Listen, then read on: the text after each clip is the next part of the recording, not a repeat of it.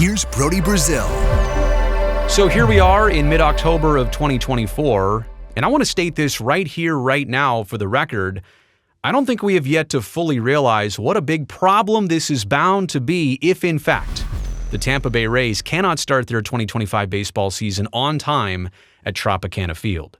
As you know, Hurricane Milton recently made its way through the state of Florida, caused damage, caused very unfortunate loss of life. But one of the things that happened was right here at Tropicana Field, not just that roof that was ripped off, the Kevlar fabric, but also some internal water damage and other structural potential damage to this facility that's going to take some work and repair, and maybe or maybe not insurance gets involved. If this is simply paid for by somebody else and done in a span of a couple months, then maybe this will not be a huge inconvenience. But if you can start to see the problems lining up and the challenges that lie ahead, this could be a huge deal for the Rays, for baseball teams, for baseball fans, like widespread. This is a big deal.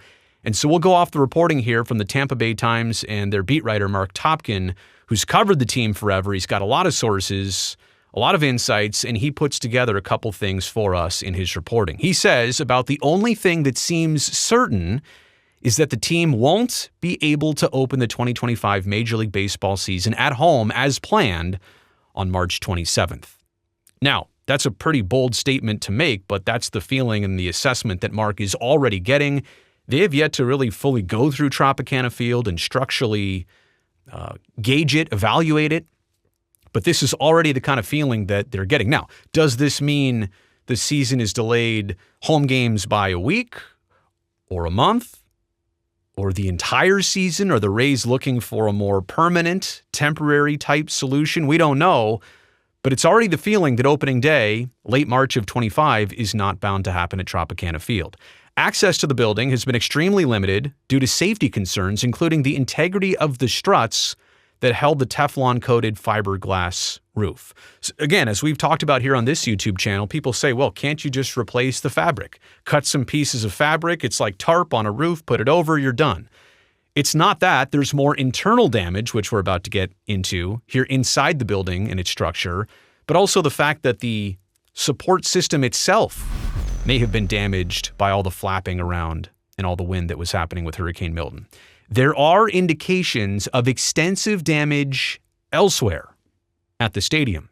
For example, some team offices on the fourth floor, which had drop ceilings under the overall roof, are now open to the elements. And you'd have had to imagine that during that storm, with all the rain and water and no drainage system, because all of this was inside a roof and a ceiling, it never needed drainage. And now potentially that water might just still be sitting there. And that is a hard problem to fix. It's kind of impossible to plan for the weeks ahead. They really don't know yet the severity of the damage or how long it'll take to fix it or who will be responsible for paying for it. More on that in just a second.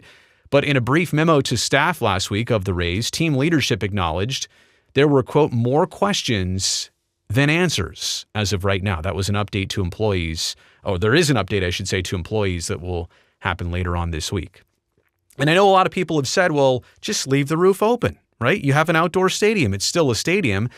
There's multiple factors to that. Number one, there's a reason that Tropicana Field had a roof, because of the current weather issues during the summer that sometimes prevents Major League Baseball from either happening or being comfortable at all to witness for a several-hour basis. Because the stadium, though, was designed as an enclosed multi-purpose facility, there is no drainage system inside. So rain would pool and flood the field and dugouts and the seating areas, and will do so without any additional rains until the roof is replaced. So again, any other time that it rains from now until the roof being secure again, it's going to flood. They're going to have to take all that water out, suction it all out somehow. Adding a drainage system like a permanent one would seem complicated, as the stadium turf, it sits on a concrete base that also includes electrical boxes and wiring and would require extensive work. So to that comment, which I see commonly here on my YouTube channel and other places, no, Tropicana Field cannot simply turn into an outdoor venue. But the main point here is that it seems like we're not just talking about putting some new tarp on a roof. We're not talking about that Teflon-coated fiberglass fabric. You just cut it in the right pieces and you're done. This seems like it's quickly turning into a $100 million plus solution and fix. And I guesstimated, like literally within the first day, I think I guesstimated $200 or $220 million. You know what? I will hold to that, unfortunately. I will not actually back off on that very first estimate. We'll find out. I hope it's less. I hope that insurance covers almost all of it. But we simply don't know at this point what it's going to take, how fast it can be done, and who in fact will pay for most of this. But it also brings up the other point. The longer the Rays are out of Tropicana Field, like if they're bound to spend a month or a full season away from the Trop, it makes that 9-figure cost seem a lot more ridiculous and more unlikely, less prudent, improbable. It's like having an older car and you get into a fender bender and it's just enough to total the car. Like it's not unfixable, but it's just not going to be worth it. You weren't going to keep the car for much longer. It's got a ton of miles on it. That is the case for the Rays. They're hoping to build a brand new stadium by 2028 right next door to Trop. And so it makes less sense to repair this for 3 years barely, but what if it's only like 2 years? So this is going to be kind of the main point and the arguments and the back and forth that's about to happen. And that's why I'm saying this is bound to be a problem. The Rays' initial statement from the other day said over the coming days and weeks, we expect to be able to assess the true condition of Tropicana Field. In the meantime, we're working with law enforcement to simply secure the building. Again, March 27th, 2025 is the home opener. That's 5 months away. So in reality, if the fix wasn't difficult and they started tomorrow, maybe there would be enough time. But if we don't even know the true extent of the damage for weeks, and then it's a long process to figure out who pays for this and how that works, like 5 months is not enough time. Bloomberg, their reporting tells us this: the team's lease agreement at Tropicana Field stipulates that the Rays are solely responsible for the cost of any capital repairs, renewals, or replacements exceeding the available insurance proceeds and the funds available in an escrow account that the team has been contributing to over the length of their lease. Bottom line is, seems like the city of St. Pete and maybe Pinellas County, but more so St. Pete, seems like they have insurance for Tropicana Field. This is covered by insurance. But to what degree and how much? You know how that works. It's largely up to the insurance company. Now, after that, St. Pete and the insurance company, then it seems like it goes to the Rays being solely responsible. Again, this is reporting from Bloomberg. I don't know that anybody is entirely crystal clear on this yet, but it's the early reporting and indication of how this might go. So where do the Rays play? Like if Marc Topkin is absolutely certain that we are not going to see an opening day or an opening week or an opening month of baseball at Tropicana Field or beyond, where do the Rays play? Yes, I realize there's a lot of spring training facilities and complexes and stadiums in the state of Florida, in the Tampa region. But I think number one is what's the location and proximity to Tampa and St. Pete? You need fans to still go to your games and to pay for tickets and to buy concessions and to get merchandise. And if they're not doing that, well, you're kind of not only stepping on your own toes by moving the team to a weird far-off place, but now you can't make money because of it. Are all of these venues Major League Baseball ready? And I understand the situation is dire here, the timing of this, the nature of this. Nobody wanted this. But at some point, you can't have Major League Baseball players going through weeks and months at a facility that's unfit for the job they do. The Players Association simply won't make that happen. The other thing about those spring training stadiums, they're fine for spring, when you can be outdoors a little bit more comfortably in the state of Florida. How about July and August and September? And look what just happened with hurricane season.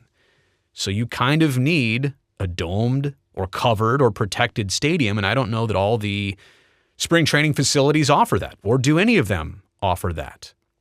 And then not to mention those other spring training stadiums and baseball complexes, they're already booked for minor league teams or other things or events in the coming year. And so now you've got scheduling conflicts. So that seems like it could be easy, but it's not. How about other Major League Baseball facilities? People have mentioned Montreal. Well, they were almost going to split time anyway. Well, guess what? Olympic Stadium at this moment is getting the dome part of its roof, the retractable part of its like trash can roof. It's getting repaired and fixed.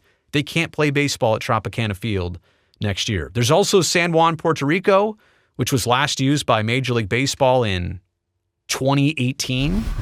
So Hiram Bithorn Stadium is out there, but I don't know that it's in any way, shape, or form ready for, again, the requirements of Major League Baseball and what the Players Association would want. Just because they have played some games there over time doesn't mean that in 5 months they could get it back up to standards, and at what cost, right? Not to mention now we're traveling to Puerto Rico instead of parts of Florida and Tampa for travel schedules and everything in between. And yeah, you kind of can't go to Atlanta and you can't go to Miami and borrow their major league stadiums because the Braves and Marlins already have their schedules. And I think Marc pointed out in his piece, which I'll link to down below, that if the Rays and Marlins tried to share Lone Depot Park, there's currently 47 dates that overlap. How's that going to work? That is an unacceptable amount of doubleheaders that they would have to play. You just can't do that. And all of this, obviously, no matter where you're moving 40 miles away or 400 miles away or 2,000 miles away, all of this would require relocating employees and family members and players, and nobody really wants to do that. And how about this option? Now, I'm saying this from the other Bay Area, the one in Northern California. The Oakland Coliseum is out there.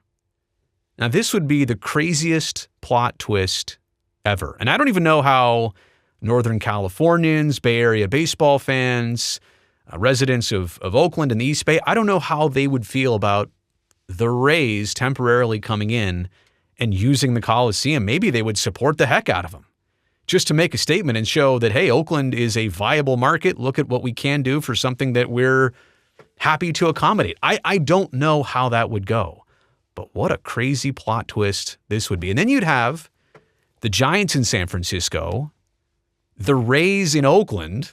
It's just weird saying that. And then the A's in Sacramento. 3 Major League Baseball teams within a 90-mile stretch of I-80. And so I'm not telling you that this is likely by any means, but I am telling you at some point, to some degree, somebody has to actually seriously consider this. I'm not saying they go through with it because the time zone and the travel challenges would be huge hurdles. Like the time zone in a sense of, well, you're still wanting Rays fans to watch their home games on TV at a reasonable hour. So basically all of the Rays home games, if they played anywhere on the West Coast, they'd have to start at 4 p.m. or earlier, like 3:30 p.m. to make it a 6:30 first pitch or 7 o'clock first pitch, whatever, in Florida. Like they want to cater to their fans still. And then travel would be a huge hurdle. They do the schedule so that, you're in Tampa and then maybe you make a stop over at Miami before going up to Atlanta, before going back up to DC, but they try and orchestrate the schedule so it makes sense. You're going to have the Philly to Oakland to Atlanta thing going on some of these road trips. It's just not fair because geographically, the way they've set it up, they try and make some sense out of this. Now you're throwing a huge curveball in the schedule for all the other opponent teams. There would be hurdles, but the Coliseum, again, it's wide open and it's ready. And I know it's not the best and I know it's had its issues, but it hosted Major League Baseball successfully as of 2 weeks ago. And it's a very temporary situation and spot. We know what it's all about. We know it's not going to, service Major League Baseball for another 50 years, like that physical building. It's not going to do it. And it brings me to an ultimate question of what if the Rays stadium situation had any delays now because of Hurricane Milton or because of financing on the private side for the Rays? See what I'm getting at here? Now you would have the A's temporarily in Sacramento awaiting some of the similar challenges of figuring things out. And then you'd have the Rays in Oakland temporarily figuring some things out. And both of them would exist like in early 2025, maybe with answers, maybe without answers. It would, wow. Okay, let's get out of the weeds. Let's get back to this. Again, I want to make this point because I don't know that we've grasped this yet as much of a big deal as this is about to be. If this is true, and even if it's for a month or for a full season, the Rays not being able to play games at the Trop, there's not a lot of turnkey instant great options. And so this requires maybe 2 teams in the American League playing at stadiums or facilities that are not great, not optimal, and challenging to say the least. So I wish them all well. I'm very curious about this situation. You know, I will keep you up to speed on all of the latest developments. And because you've made it here to the end of this video, you know I really appreciate that thumbs up down below. That greatly helps me and this video and this channel. And before the video ends, go down there and make sure that you are already subscribed to this channel. That way I can definitely get to see you back here next time.